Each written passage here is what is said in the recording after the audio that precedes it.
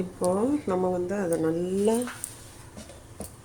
சல்லடை போட்டு சலித்து இதெல்லாம் எடுத்துட்டோம். அந்த இஞ்சி துருவல்லேருந்து எல்லாம் வெந்து அதில் இருக்க எசன்ஸ் நல்லா இறங்கி அந்த தண்ணியை வடித்து ஊற்றிட்டோம். ஊற்றி பச்சை மிளகாய் 8, ஒரு 3 இனுங்கு புதினா தலை, அப்புறம் வந்துட்டு 1 லிட்டர் பாலோட ஏடு, அந்த மேலே பால் ஆடை இருக்குமில்ல அது.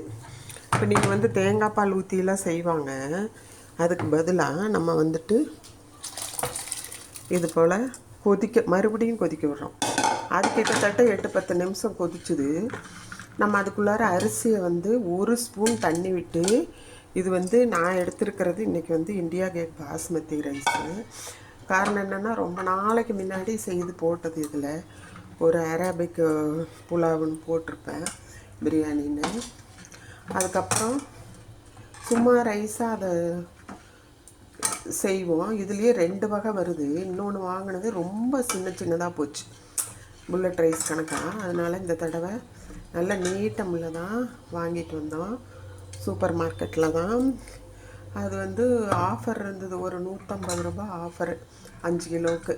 அதனால் 5 கிலோ பேக்காக வாங்கிட்டு வந்தோமே நேற்று. அந்த ஆஃபர் இது காமிக்க முடியல, அதனால் எது பார் ஒன்றுக்கு ஒன்று ஃப்ரீ, அது போல் வாங்கிட்டு வந்தோம்.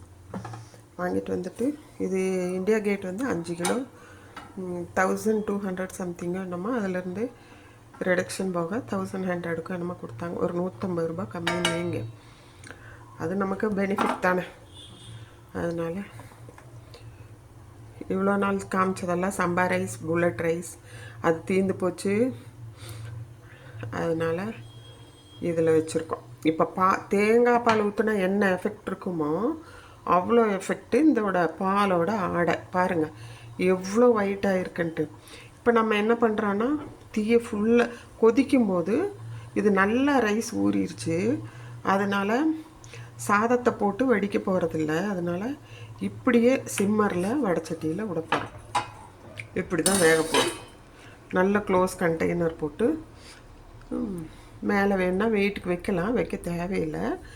பேட்ரி டவுன் ஆகுது, சார்ஜ் இல்லை. அதனால் வேண்டி இது வரைக்கும் காமிச்சாச்சு.